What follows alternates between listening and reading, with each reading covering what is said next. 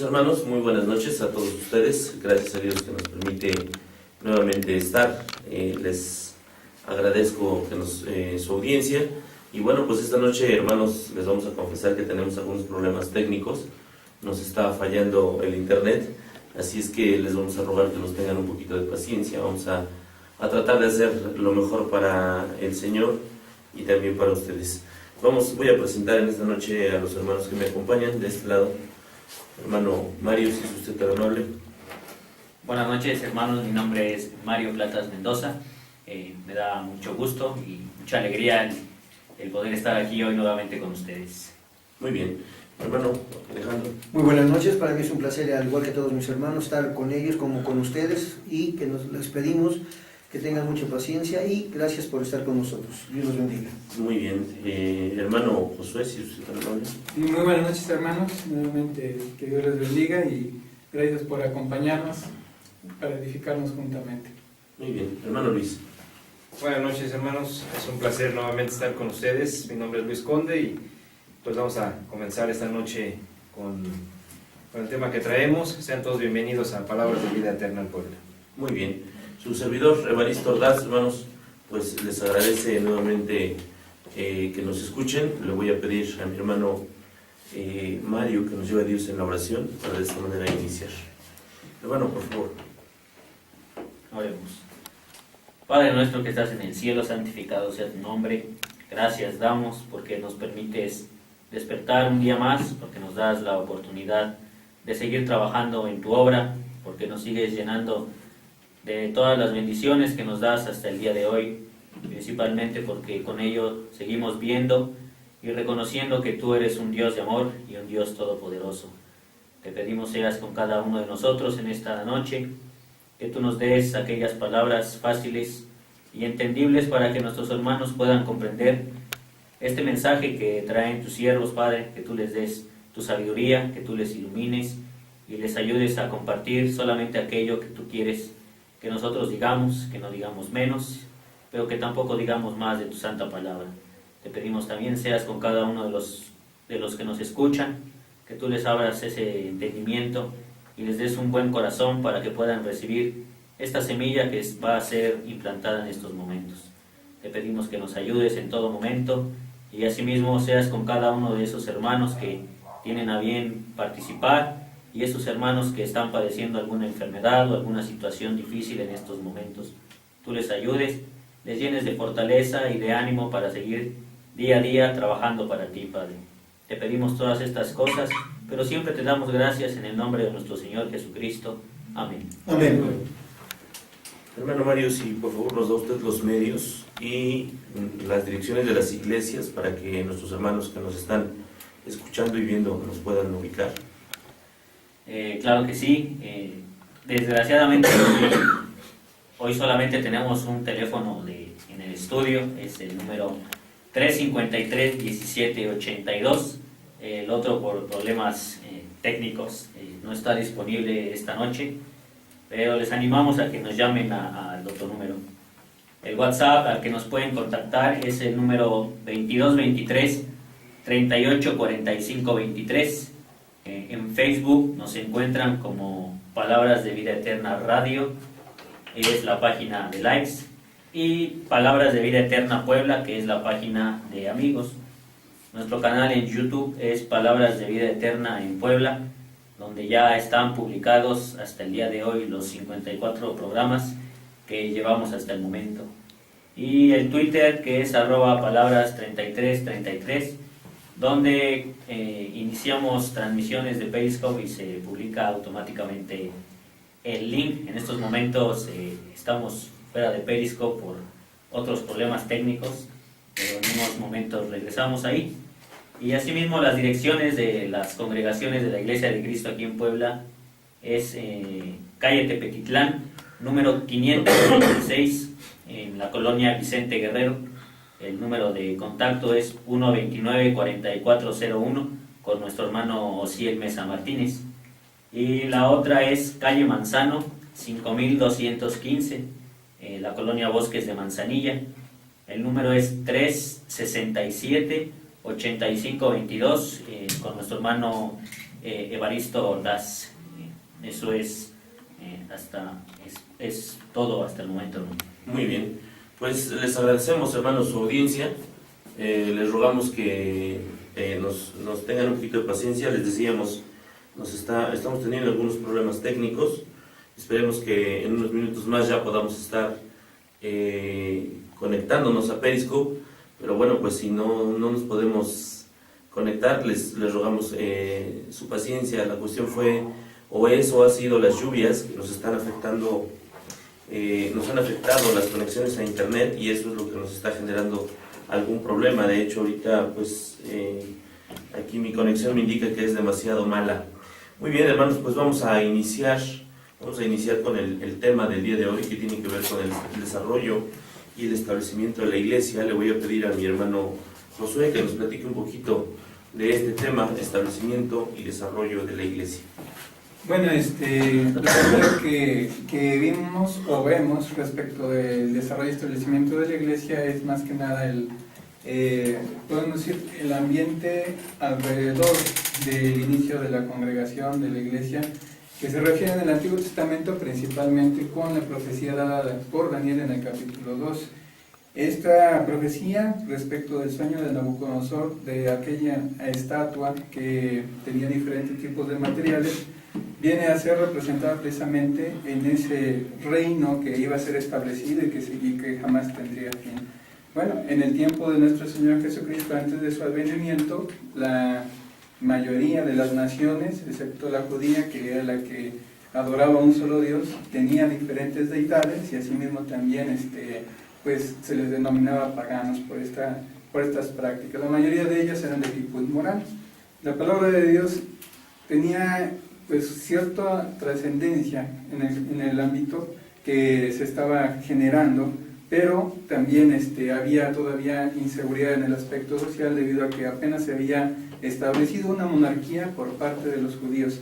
Hasta el año 167 los judíos establecen esta monarquía antes de nuestro Señor Jesucristo, y por el año 63 los romanos establecen también el dominio sobre la zona de Palestina. Es un periodo de cierta calma en la cual se establece la iglesia. No había en ese momento todavía levantamientos importantes respecto de los judíos, pero se estaba esperando precisamente aquello que había sido prometido desde Moisés respecto de aquel Mesías, de aquel líder que Dios iba a enviar precisamente para establecer nuevamente su reino. Entonces, esto era lo que había en el ambiente en general alrededor del establecimiento de la iglesia en el aspecto social, en el aspecto, digamos, de político del terreno de Palestina en ese momento. Pero ya en el aspecto espiritual, ¿verdad?, ya venía el cumplimiento de todas las promesas dadas por parte de nuestro Dios, desde Moisés hasta Isaías y asimismo Malaquías, que hablan precisamente de ese advenimiento de aquel Mesías prometido. Entonces, la predicación tanto de Juan ya y asimismo de nuestro Señor Jesucristo hablan precisamente de este reino. En Mateo, en el capítulo 3, Juan empieza a manifestarlo diciendo: arrepentíos, porque el reino de los cielos se ha acercado. Entonces, este advenimiento, ya cuando Juan el Bautista empieza también a predicarlo, estaba bastante ya cerca y se lleva a cabo o se cumple durante el día de Pentecostés, en el cual el apóstol Pablo, precisamente bajo la profecía de nuestro Señor Jesucristo, mencionada en Mateo capítulo 16 y versículo 18 y 19, en el cual dice, tanto Pedro, tú eres el Cristo, el Hijo de Dios viviente, pero también Jesús no te lo ha revelado carne ni sangre, sino mi Padre que está en los cielos.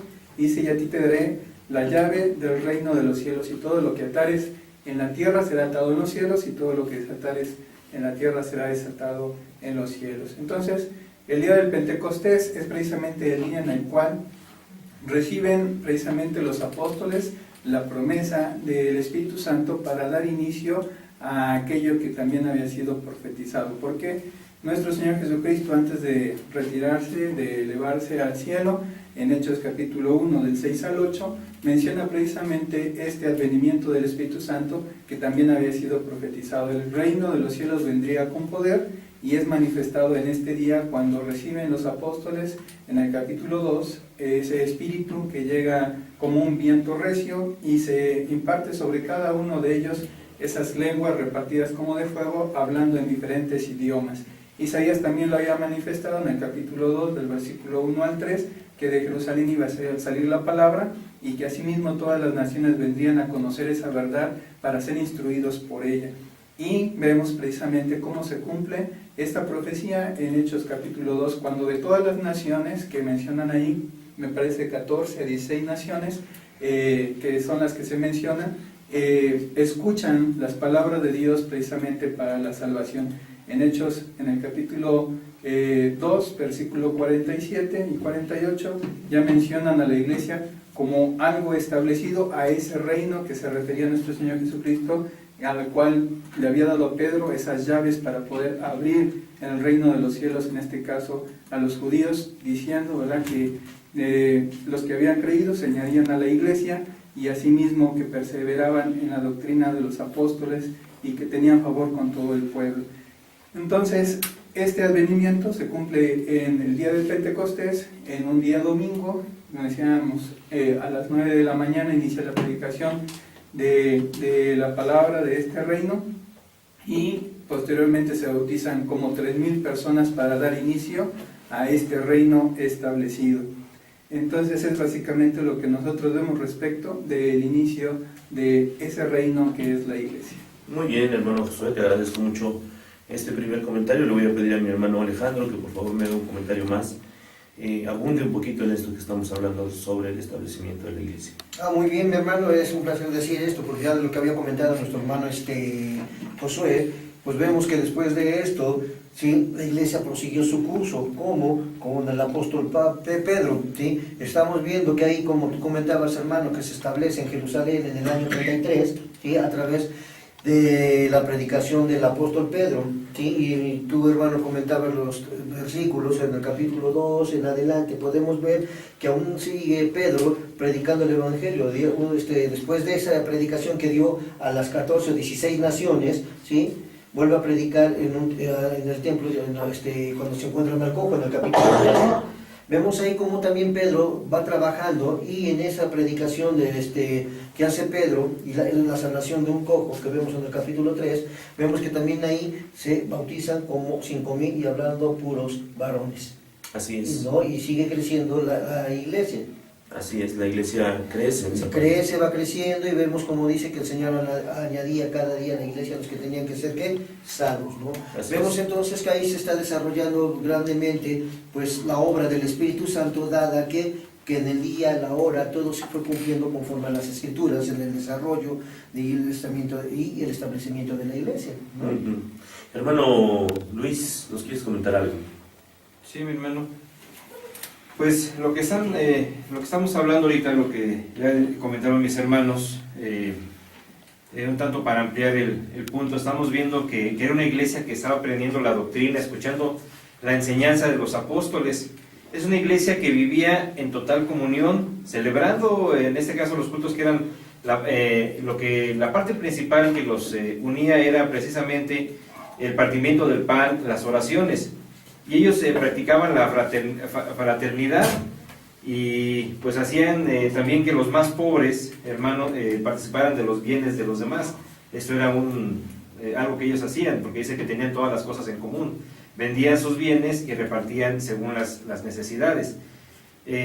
Daban mucho testimonio también en la gente de afuera, y de eso mismo la respuesta eran las conversiones. Claro. Decía mi hermano, la primera conversión dice que como 3,000, la segunda como 5,000, y todo eso era porque diariamente se mostraba todo el amor, todas las cosas que tenían en común estas personas. Componía la hermandad, la fraternidad, que es lo que el día de hoy nos debe de mover a nosotros a tener ese ejemplo y tratar de imitarlos, ¿no? Tener todas las cosas en común como la tenían ellos. Así es, me parece muy importante esta parte que estás tocando ahora, Luis, porque pues señalas cómo es que se daba la vida de los cristianos en el primer siglo. De hecho, lo que nosotros vemos en esto que están comentando ahora es que la iglesia surge 50 días después Sí. de que nuestro Señor, cuando se celebra, perdón, el día de Pentecostés, ahí surge la iglesia, después de la resurrección de Cristo, 50 días después. También lo que nosotros encontramos es que después de que nuestro Señor Jesucristo resucita, se aparece en varias ocasiones, ¿verdad?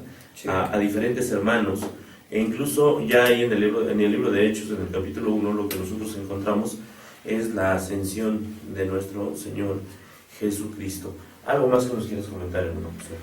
Bueno, ya cuando la iglesia empieza a tomar su curso, que principalmente se apoya en aquello que era la inspiración del Espíritu Santo por parte de él hacia los apóstoles y asimismo la predicación de ellos, porque varias veces fueron encarcelados, pero a la vez ellos con denuedo y con valor siguieron predicando la palabra, se acrecentaba el número de los discípulos y se convencían también cada vez más de aquellos tantos sacerdotes como también escribas y fariseos.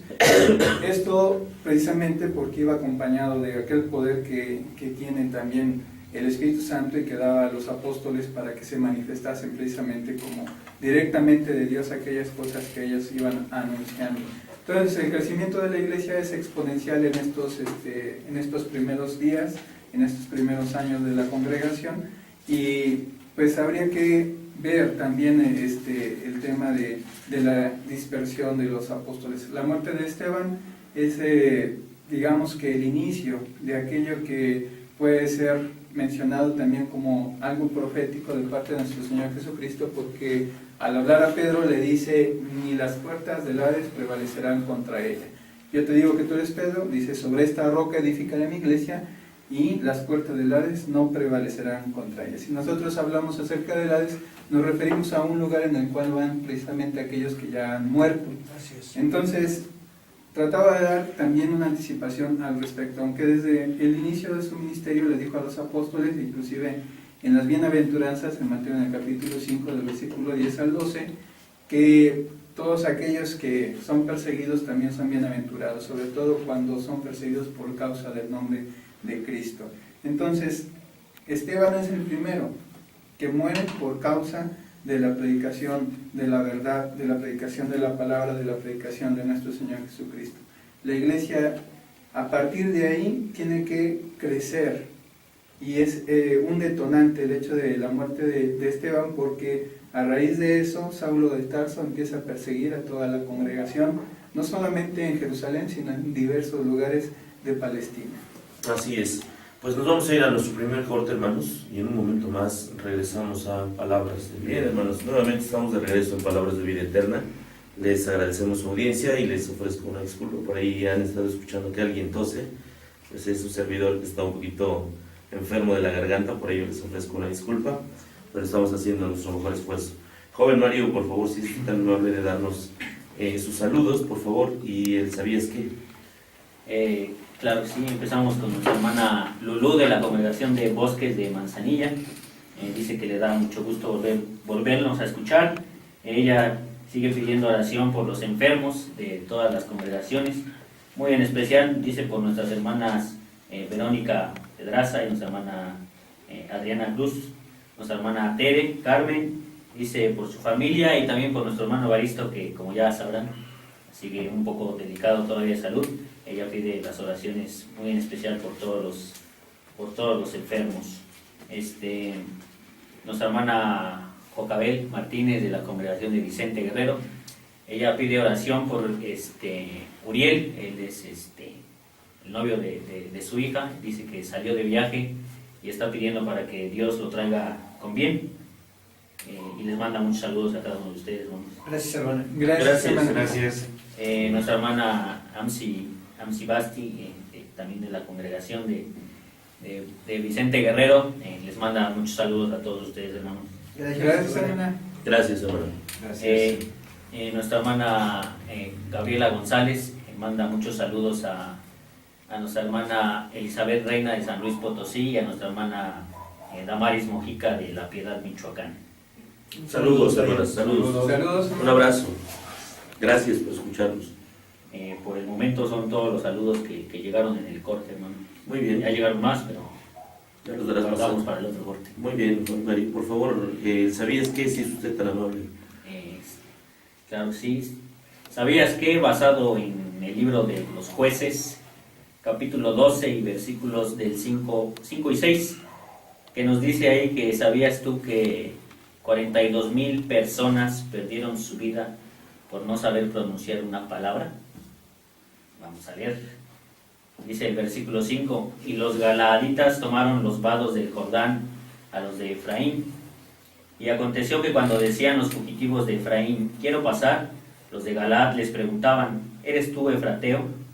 Si él respondía no, entonces le decían, ahora pues di Shibolet.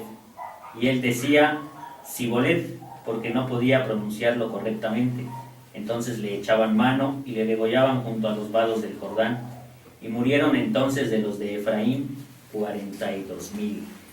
42,000 personas por no pronunciar una H, Por no ¿no? saber pronunciar una H correctamente. Así es, en lugar de decir Shibolet, decían Sibolet. Sibolet.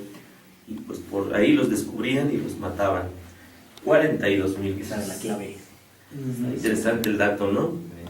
Muy bien, joven Mario, pues gracias por... esto se da en el contexto, entiendo, de Jefté.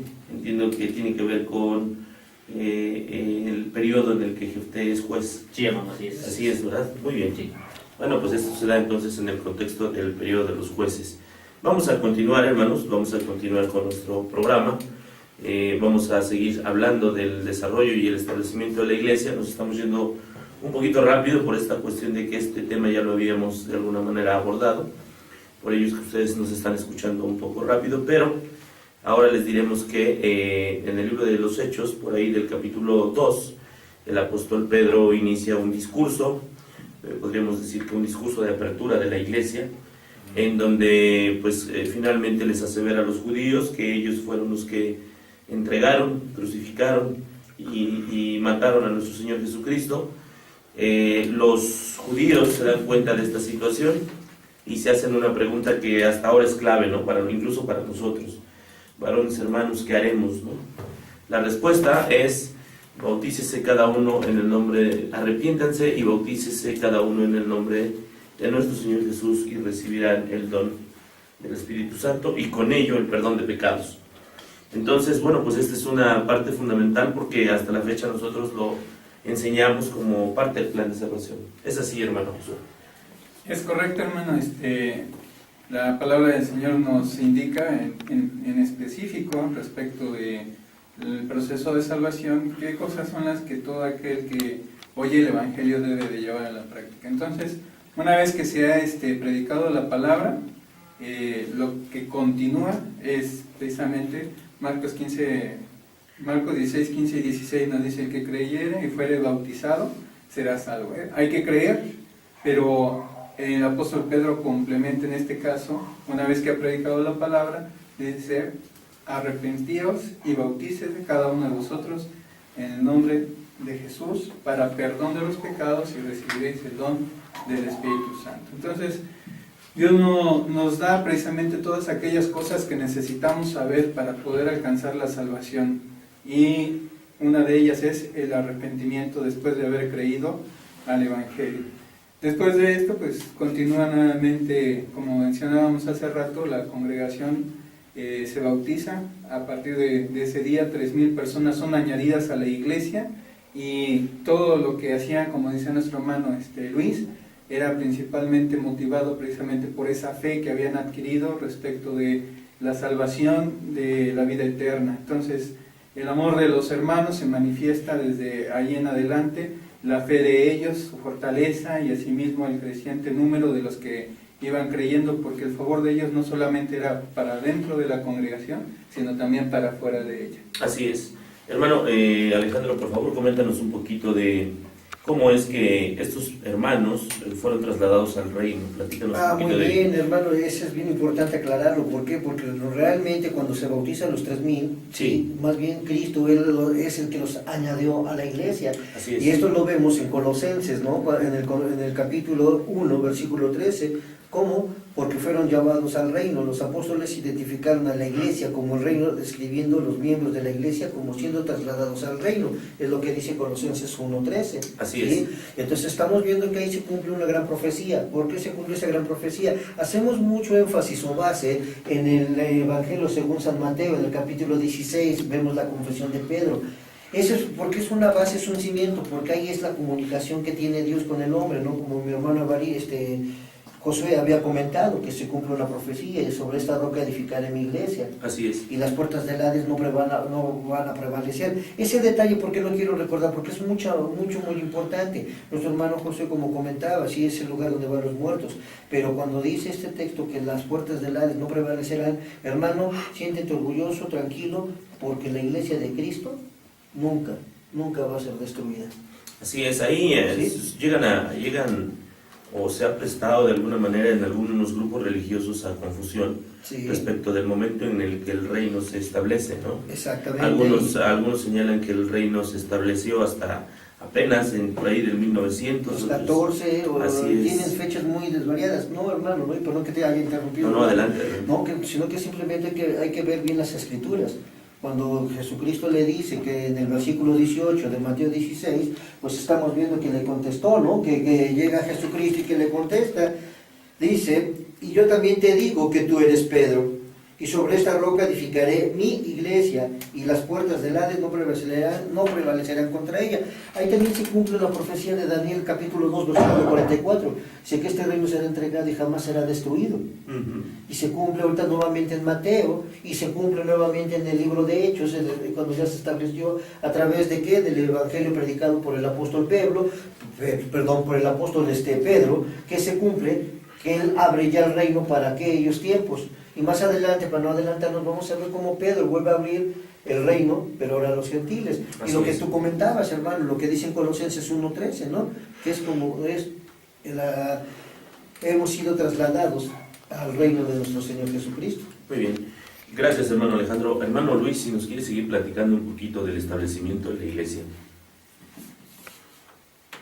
Pues yo creo que un punto muy importante que tenemos que ver en base al establecimiento de la iglesia es precisamente los puntos intermedios que ya de lo que han estado mencionando, hay puntos muy importantes que a mí sí me gustaría recalcar, en este caso uno, y lo quiero recalcar por esa situación. El texto que tocó mi hermano Alejandro, donde le dice Cristo, tú eres Pedro, y sobre esta roca edificaré mi iglesia. Aquí hay un punto importante para no confundir a la gente. Hay que hacerle ver, en la escritura hay comas, hay puntos, Muy bien, sí, es correcto. y esto es muy importante porque mucha gente dice y afirma que le dijo, tú eres Pedro y sobre ti, Pedro, voy a edificar, tú eres la roca sobre la cual va a ser edificada la iglesia. No es el punto, hay una coma, tú eres Pedro. Es como si nosotros le dijéramos, yo estoy hablando contigo, hermano Evaristo. Así es. Hermano Evaristo, yo te conozco y sé que tú eres Evaristo. Punto.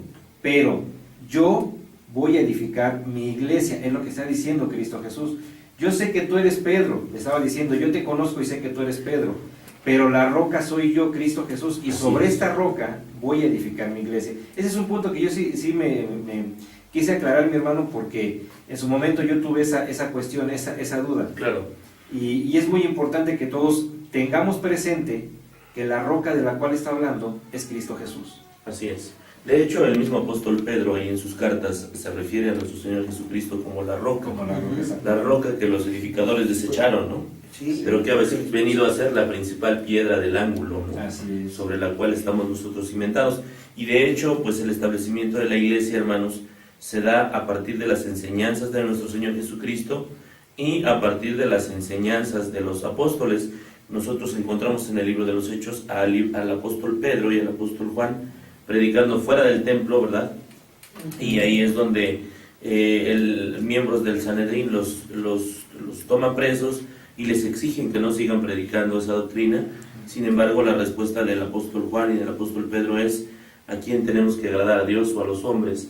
Y entonces ellos deciden que tenían que agradar a Dios y no hacen caso a esta cuestión de guardar silencio, sino que deciden finalmente pues seguir con su predicación del Evangelio Hermano, ¿ibas a decir algo? No, me gustaría que lo leyeras tú lo que estabas comentando para reforzar lo que tú dijiste, hermano, es sumamente importante. A ver. El mismo apóstol Pedro, en el libro de Hechos, en el capítulo 4, versículo 11, me gustaría que tú lo leyeras, Claro. porque es algo bien importante lo que tú acabas de mencionar, ¿no? Y es reafirmarlo conforme a las Escrituras. Así es, Hechos capítulo 4, versículo 11 Y dice: 12, si gustas. Este Jesús es la piedra reprobada por ustedes los edificadores, la cual ha venido a ser cabeza del ángulo, y en ningún otro hay salvación, porque no hay otro nombre bajo el cielo dado a los hombres en que podamos ser salvos, ¿no? Esto es el libro de los Hechos, ahí en el capítulo 4, en el versículo 11. Hermano Josué, si nos quiere seguir platicando de la iglesia. Bueno, como estábamos viendo, el crecimiento de la iglesia en estos días es exponencial precisamente por ese gran valor y asimismo por la dedicación que los apóstoles pusieron, ya que aun cuando habían sido amenazados, como se mencionaba hace rato, agradaron primeramente a Dios y no a las personas. Quiere decir que estaban totalmente entregados, inclusive dispuestos a la muerte, porque ya habían sido encarcelados, ya habían sido también castigados, latigados por el nombre de nuestro Señor Jesucristo, pero al orar ellos pedían valor a Dios para seguir pregonando, seguir predicando la palabra, y así lo hicieron. Por esa razón, los hermanos de la iglesia primitiva crecían precisamente por medio de ese ejemplo, por medio de ver ese poder manifestado en los apóstoles, y crecían tanto en el conocimiento, en la espiritualidad y en el amor manifestados, como lo habíamos mencionado, en que ellos daban de lo que Dios les había bendecido para que no hubiera entre ellos necesitados. Esto podemos poner también como ejemplo el hecho de que pues también dentro de la iglesia suceden pues cosas que no son correctas o que Dios no aprueba y que no quiere que sucedan, y es el caso de Ananías y Zafira. Ellos son un ejemplo de que no se puede engañar a Dios, y también de que Dios desea principalmente que la sinceridad de cada uno de nosotros sea manifiesta no solamente delante de los hombres, sino directamente que esa sinceridad sea delante de Él mismo. Porque Ananías y Zafira vendieron una propiedad, pero sustrajeron de esa heredad una cantidad, la cual pues en cierta manera, una manera de engañar a los apóstoles, tratando de aparentar algo que en realidad pues no era correcto. Y Pedro todavía tuvo la oportunidad de manifestar esto ante Ananías para que él pudiera responder con la verdad. Sin embargo, contestó con la mentira, igualmente como su esposa, y los dos murieron. Dice que a partir de ahí hubo gran temor de parte de todos. Entonces esto era una manifestación principalmente tanto de la disciplina que Dios tiene tan estricta con su iglesia y con aquellos que tratan de engañarle, que es lo que Pedro le dijo tanto a Ananías, en este caso: no has engañado a los hombres, sino que has intentado engañar a Dios mismo. Entonces esto, dice, trajo tal temor, dice que de todas maneras promovió este celo y esta fidelidad hacia la verdad que habían creído. Verdaderamente Dios se manifestaba con gran poder en todo momento, y seguía creciendo la congregación. Después de la muerte de Esteban, nosotros vemos cómo los apóstoles continúan su acto de predicación, continúan su trabajo en Jerusalén, pero todos aquellos que son esparcidos por la persecución no se quedan ahí, sino que continúan en donde quiera que ellos van, predicando la palabra, esparciendo el mensaje, como también se había ya profetizado, en este caso por parte de nuestro Señor Jesucristo, cuando Él dijo que le serían testigos en Jerusalén, en Judea, en Samaria y hasta lo último de la tierra. Entonces esto empieza a crecer, ya no solamente Jerusalén tiene el mensaje de la palabra, ya no solamente hay convertidos en Jerusalén, sino también que empieza a esparcirse, de tal manera que de los que iban huyendo, también predican la palabra en Samaria, y es ahí donde van también aquellos diáconos que son elegidos en el capítulo 6 de Hechos, y uno de ellos, que es Felipe, va precisamente y manifiesta ese poder que Dios tenía, asimismo la palabra que también predicaba respecto de la salvación, y muchos creyeron en él, inclusive a un mago que había engañado por mucho tiempo, ¿verdad?, aquellos que vivían en Samaria, pero viendo el gran poder de Dios, también se convierte, aunque nuevamente vemos que no siempre aquellos que son convertidos tienen un corazón realmente sincero delante de Dios, puesto que cuando él vio el poder de Dios, una vez que Pedro y asimismo algunos de los apóstoles suben para ver a aquellos convertidos de Samaria y les imponen las manos para que ellos reciban el Espíritu Santo, quiere comprar este don por medio de dinero. Entonces Pedro le contesta a esta oferta: principalmente tu dinero perezca contigo, porque tu corazón no es recto delante de Dios y has pensado que el don de Dios se obtiene con dinero.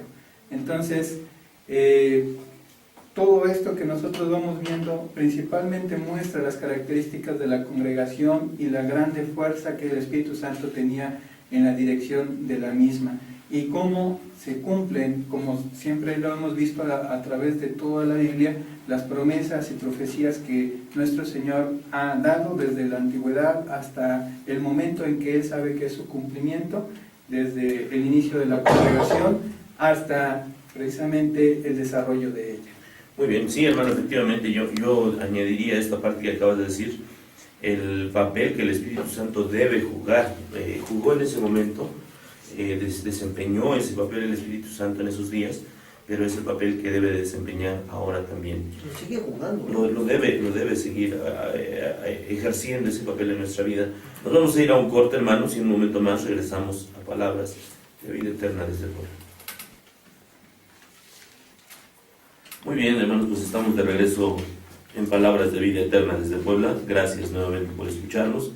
Me le voy a pedir al joven Mario que por favor nos dé los saludos y nos dé también el ¿sabías qué? Los pequeñitos, los hijos de nuestra hermana Lulú, Así es. Jorge y Sari, ellos nos mandan saludos. Jorge dice que pide oración por su tío Efren y por su primo Kevin. Y Sari nos dice que también pide oración por su tío Efren y por las hermanas Verónica y Adriana, por Gerardo y también por todos aquellos que no tienen que comer y que no tienen un hogar para cubrirse en estas temporadas tan Frías. Muy bien, Jorge. Vamos a orar por ello. Nuestro hermano Francisco Ramírez, de allá de Dolores Hidalgo, les manda saludos a todos y sigue pidiendo oración por la congregación allá, porque a finales de marzo van a tener campaña evangelística, viernes, sábado y domingo, a partir del 25, me parece. Muy bien, pues Que Dios los bendiga. ojalá y haya éxito. Y Dios que haya bendiga. frutos. Así es. Nuestro hermano Ulises Lara, de San Luis Potosí, manda saludos y un abrazo a cada uno. Gracias. Gracias. Gracias, Dios te bendiga. gracias. Que Dios los bendiga, y también le manda saludos a todos aquellos que no salen en cámara, que están atrás trabajando. Gracias. Gracias, Ulises.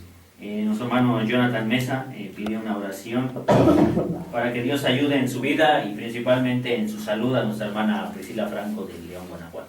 Muy bien. Esos son todos los saludos hasta el momento. Y pasamos al ¿sabías qué? ¿Sabías qué? Basado en Amós, Amós capítulo 7, versículo 14, donde nos dice que ¿sabías que el oficio original de Amós era ser boyero y no hacer boyas, sino el que guía a los bueyes? Dice el versículo 14 del libro de Amós, en el capítulo 7.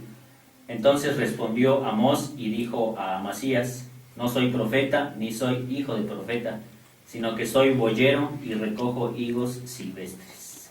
Así era la profesión del profeta menor Amós. Y profeta menor no por otra cuestión, sino solo por la extensión del libro, De esos capítulos. de los capítulos. Pero bueno, pues generalmente uno se imagina que los profetas tendrían que venir o ser sacerdotes o ser gente de la nobleza, pero no, este era un boyero, ¿no? Alguien que se dedica, yo me imagino, a trabajar la yunta, ¿no? O trabajar el arado. Dice el versículo 15: y Jehová me tomó de detrás del ganado y me dijo: ve y profetiza a mi pueblo Israel. Ahí está, ¿no?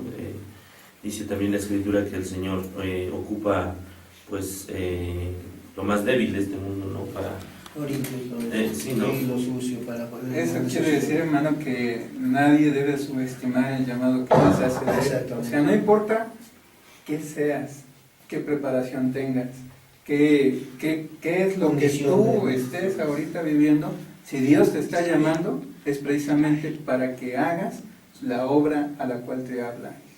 Así es, porque tenemos algunos de nuestros hermanos en nuestras congregaciones que, bueno, pues por el hecho de no tener algún grado académico o algunos estudios, pues se nos achicopalan un poco y no quieren servirle a nuestro Señor y pues alegan esta cuestión de que pues no, es que yo no estudié, es que yo no sé gran cosa, pero lo que nosotros encontramos también en los evangelios es que los hombres que finalmente fueron apóstoles de nuestro Señor Jesucristo, pues no era gente también muy preparada, ¿no? Se habla de que eran galileos y que no tenían mayor preparación. De hecho, eran pescadores y del que se habla que tenía una preparación importante, el único que se habla que tenía una preparación importante era el apóstol Pablo, ¿no? No, de los apóstoles, Judas, el traidor, era contador. Ah, ok. De los apóstoles, claro, ya después llega Pablo, ya llega dice que el único... Quizás Mateo, ¿no? Quizás Mateo, creo. No, pero Judas también era letrado y era como administrador, que él es el que llevaba las ofrendas. Así Y es. ya fue llamado Leví, que era recaudador de impuestos. Pero ser recaudador de impuestos era algo despreciable, sucio, entre los algo judíos, sí. inmundo, llamémosle así. Así es. Sí. Y sin embargo Dios escoge de eso para demostrar su poder. Y para manifestar su mensaje, ¿no? Así es, hermano. Muy bien. Pero Judas tenía 2 oficios, ¿no? ¿Jonás? Judas. Judas. Pues sí, aparte de que ser administrador de todas, Judas el traidor. ¿Qué otra? Sí. ¿Qué otra? El ladrón. Ah, Aparte qué de ser contador. Qué barbaridad. Muy bien. Sabías. Sabías que Judas, además de contador, era ladrón. Qué barbaridad. Muy bien, pues vamos a continuar, hermanos.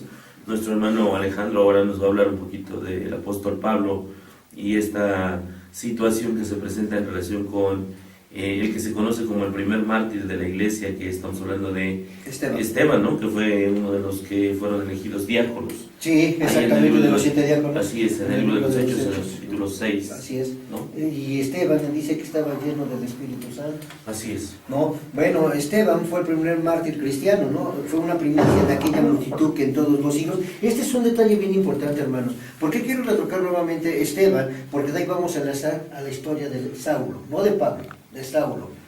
Y mucha gente se puede confundir ahorita. Por fin, sí, era Saulo, pero eso fue llamado Pablo. Un detalle bien importante, que Saulo era el nombre hebreo y Pablo era el nombre, al revés. Saulo era el nombre romano y Pedro era Pablo, y Pablo era el nombre hebreo. Por eso ya después se le cambian. Porque recuerden que Saulo de Tarso tenía 2 ciudadanías, la hebrea y la romana. Entonces cuando era Saulo, ¿sí?, era su nombre romano. Así es. Y cuando era Pablo, era ya su nombre judío. Ese es un detalle que quiero que aprendamos. ¿Por qué? Bueno, en esto que quiero comentarte, Esteban, y esto es bien importante, hermano, Esteban fue el protomártir del cristianismo. Fue la primicia de aquella multitud que en todos los siglos, hasta el día de hoy, y en todos los países moriría por el testimonio de Jesucristo. Ojalá y de veras, hoy en el siglo XXI, la Iglesia de Cristo hubiese mártires de ese tipo por la obra, morir por la obra. Y sí lo creo, y sí lo creo, bendito sea Dios por ese sentido, ¿no? Sí, hay quienes en otros países mueren. Misioneros, sí, me ha tocado ver, qué bueno, ¿no? Y mira, y cómo vemos desde aquella que se inició la Iglesia hasta el día de hoy, ¿no? Y qué bueno, porque la palabra de Dios dice que aquellos que mueren en el Señor descansan de sus trabajos, pero sus obras con ellos van. Entonces hay un premio para todos aquellos que mueren. Qué bueno, porque descansan del sufrimiento, tal vez de aquello que están padeciendo, pero tienen un gran premio y galardón. Por eso dice el Señor: gozaos y alegraos, porque vuestro galardón es grande en los cielos. Y fíjate, y es bueno, ¿no? Porque vemos aquí que entonces hasta el día de hoy va a seguir con esto, ¿no? Esteban fue el primero.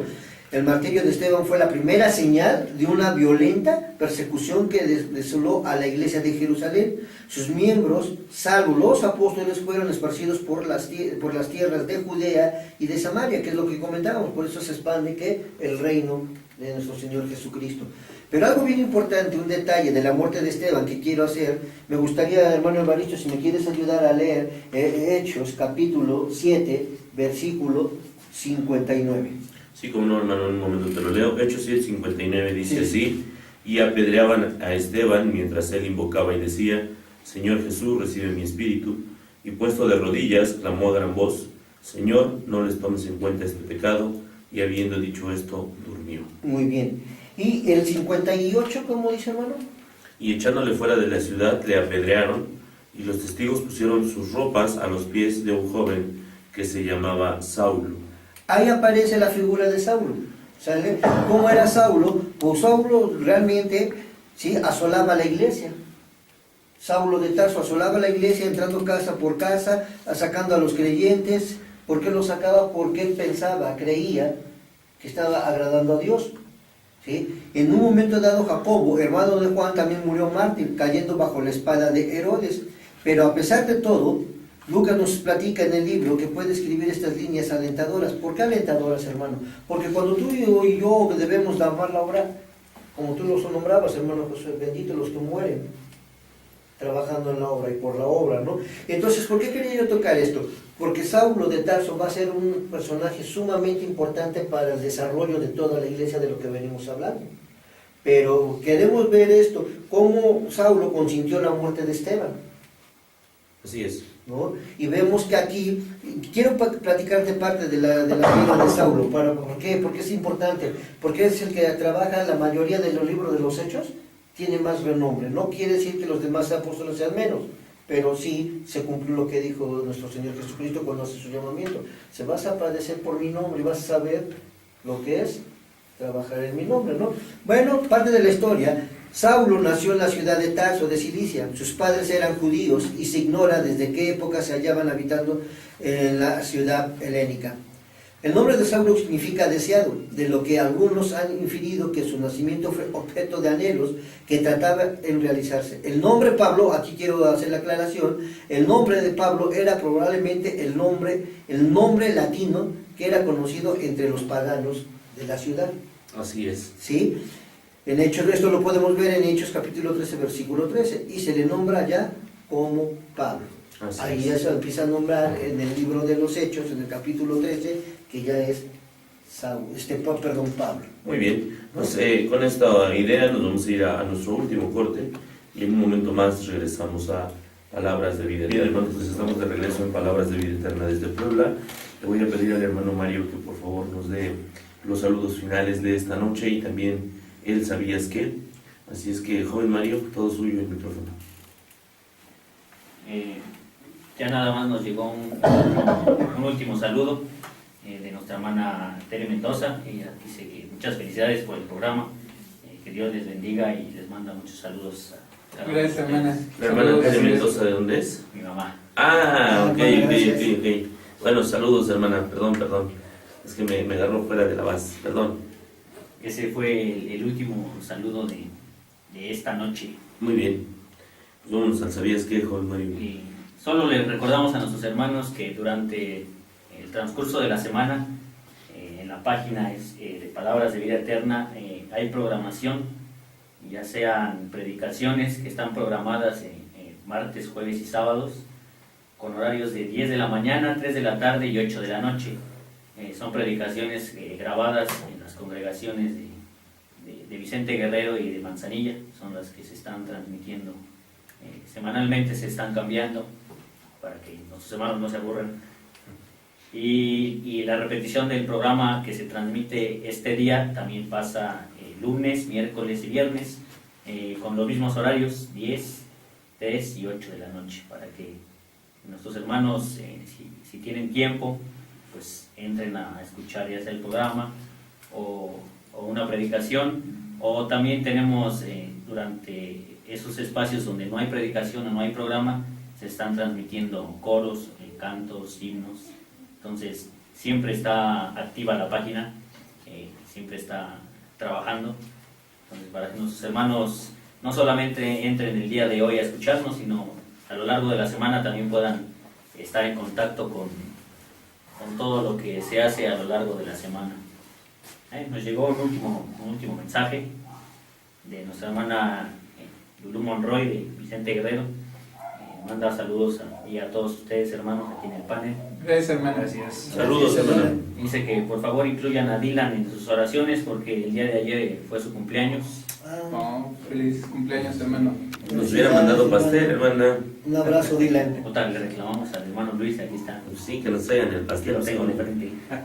Saludos sin pastel, pues ¿qué pasó? Y dice también muchos saludos a los hermanos de Toluca, la hermana Lulú Paulín de Toluca, y pide oración por nuestro hermano que desgraciadamente se ha alejado un poco de la congregación, que Dios lo restablezca prontamente. Muy bien, pues vamos a orar también por él. Fe en Dios, hermano. Vámonos al ¿Sabías qué, Juan Mario? ¿Sabías que? Basado en el segundo libro de los Reyes, capítulo 20, versículos del 8 al 11. ¿Sabías que hubo un día que duró 40 minutos más? ¿Alguien podría leer esa cita? Sí, claro que sí. A ver, indícame la cita, por favor. El segundo libro de los Reyes, Sí, capítulo 20, versículos del 8 al 11. claro que sí. Dice así, Segunda de Reyes 20, del 8 al 11. Y Ezequías había dicho a Isaías: ¿qué señal tendré de que Jehová me sanará y que subiré a la casa de Jehová al tercer día? Respondió Isaías: esta señal tendrás de Jehová, de que hará Jehová esto que ha dicho. ¿Avanzará la sombra 10 grados o retrocederá 10 grados? Y Ezequías respondió: fácil cosa es que la sombra decline 10 grados, pero no que la sombra vuelva atrás 10 grados. Entonces el profeta Isaías clamó a Jehová e hizo volver la sombra por los grados que había descendido en el reloj de Acaz, 10 grados atrás. Esos 10 grados hoy por hoy significan 40 minutitos o 40 minutotes más para hacer Cosas, ¿no? cosas que luego no nos da tiempo. 40 minutos más. Y aquí hay otro detalle interesante. Se lee que Acaz usaba un reloj. Así es, ya lo di anteriormente. Ah, sí. Ok, Andamos entonces en todo. andamos en todo. Acaz me parece que es un rey, el rey del sur, no entiendo. Y pues Es el único reloj que se menciona En la Biblia. Órale, es el único reloj que se menciona en la Biblia. Pues vamos a continuar con el programa, hermanos, unos minutos más. Decíamos hace un momento que hablábamos del establecimiento y desarrollo de la iglesia. Nos quedamos un poquito en la vida de Saulo de Tarso. Nuestro hermano Luis va a abundar respecto de esta situación. Sí, respecto a lo que sea mi hermano Alejandro, yo lo único que quiero comentar, mi hermano, es acerca de Saulo en su niñez. Vemos que la familia de Saulo pues militaba en las filas del fariseísmo, y por lo mismo Saulo fue destinado, siendo niño, a seguir la carrera de rabino. Con este fin se confinó su preparación intelectual y religiosa al judío más ilustre de su tiempo, el célebre Gamaliel, a quien sus compatriotas llamaban también el esplendor de la ley.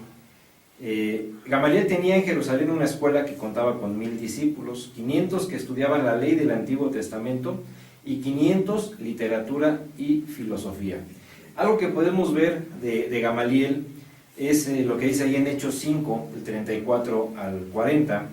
Es un consejo que da prudente al Sanedrín cuando estaban compareciendo los apóstoles. Y es un rasgo de la sabiduría que le caracterizaba en este caso a Gamaliel. Ahora, Pablo nos da cuenta de la educación que tuvo a los pies del maestro, por quien Pablo conservó pues, una gran estima, y lo vemos ahí en Hechos 22, en su versículo 3. Ese sí lo quiero leer. Dice: yo de cierto soy judío, nacido en Tarso de Sicilia, pero criado en esta ciudad, instruido a los pies de Gamaliel, estrictamente conforme a la ley de nuestros padres, celoso de Dios, como hoy lo sois todos vosotros. Nos damos cuenta aquí, mi hermano, pues la preparación que tenía Pablo. Preguntaban hace un rato si algunos de los discípulos tenían una preparación. Pablo sí la tuvo. Además de los estudios que tuvo Pablo, Saulo, en ese momento era Saulo, tuvo que aprender un oficio manual, y ese es un punto muy importante, porque el mismo Gamaliel decía que el estudio de la ley, cuando no iba acompañado del trabajo, podía conducir al pecado. Entonces nosotros también tenemos que tener eso en cuenta. Sí, debemos de estar en la palabra de Dios, sí, pero también con un trabajo para no tener hoy día diríamos, para no tener una mente ociosa, una mente que esté pensando cosas que no debemos de pensar, ¿sí? Dice, los rabinos tenían que hallarse en condición de enseñar gratuitamente cuando fuese necesario, y por eso siempre adquirían un oficio con el cual poder ganar la vida. Saulo aprendió a coser tiendas, y sabemos cuán útil le fue, porque lo relata en el libro de los Hechos, este conocimiento cuando se vio privado de las riquezas terrenales que abandonó por amor a Cristo. Así es. Esto es lo que nosotros encontramos respecto del apóstol Pablo ahí en el libro de los Hechos, y ya finalmente pues nosotros vemos que más adelante en el libro de los Hechos el apóstol Pablo, en razón de la preparación que tenía, pues se presenta en el Areópago y se presenta a disputar, dice ahí, con los filósofos griegos que en el momento, pues en esa época no eran cosa menor, eran filósofos muy importantes. Había ya escuelas filosóficas muy desarrolladas, sobre todo la escuela aristotélica, que es el pensamiento que incluso prevalece hasta nuestros días en el mundo secular. Bueno, pues Pablo se presenta en el Areópago a disputar con estos filósofos y de alguna manera logra convencer a algunos de ellos. Dice el libro de los Hechos ahí en el capítulo 17, al Dios no conocido, veo que tienes un altar y un altar que no tiene nada, sino dice al Dios no conocido. Dice, bueno, pues a ese Dios es al que yo les vengo a predicar. Hasta aquí nos vamos a quedar el día de hoy, hermanos. Les queremos agradecer su audiencia. Gracias por escucharnos, gracias por tenernos paciencia. Hoy enfrentamos problemas técnicos que, gracias también aquí a nuestros hermanos, pues pudimos solventarlos. Iniciamos un poquito tarde, pero bueno, pues el Señor nos ha permitido pues transmitirles su mensaje el día de hoy. Les agradezco a mis hermanos que han estado acompañándonos este día, a nuestro hermano Luis, nuestro hermano Josué, nuestro hermano Alejandro, nuestro hermano Mario, nuestro hermano Miguel que está en la cámara, nuestro hermano Johnny que está en los controles. Gracias, Johnny, haces un trabajo importante. La verdad que no podríamos hacerlo si no es contigo. Y pues a nuestra hermana, ¿quién está en el teléfono ya? Nuestra hermana Uri y nuestra hermana Chelo nos están ayudando en esta noche aquí. Gracias a todos ustedes. Nos vamos a despedir en esta noche con una oración. Vamos a inclinar nuestros rostros, hermanos, vamos a orar. Señor y Padre nuestro que estás en el cielo, santificado sea tu nombre, Padre. En esta noche estamos agradecidos contigo, Señor, por tu bondad, por tu misericordia y por tu amor. Te rogamos, Padre, que permitas que tu palabra no salga vacía, sino que cada uno de mis hermanos tome algo del mensaje que le estamos transmitiendo y lo pueda llevar a cabo en su vida. Bendícenos, pues, Padre, permite que podamos seguir realizando esta labor. Gracias porque nos has ayudado a solventar las dificultades técnicas que hemos enfrentado el día de hoy. Bendícenos, pues, Señor. Bendice a mis hermanos allá donde quiera que estén escuchándonos. Sé con todos ellos, Padre, en sus hogares, en sus necesidades, en sus problemas, en sus aflicciones. Bendíceles, Padre, como ahora también nosotros te pedimos que nos bendigas, que nos disponemos a regresar a nuestro hogar. Gracias infinitas, Padre. Todo, Señor, lo agradecemos en el nombre de tu Hijo amado, Cristo Jesús.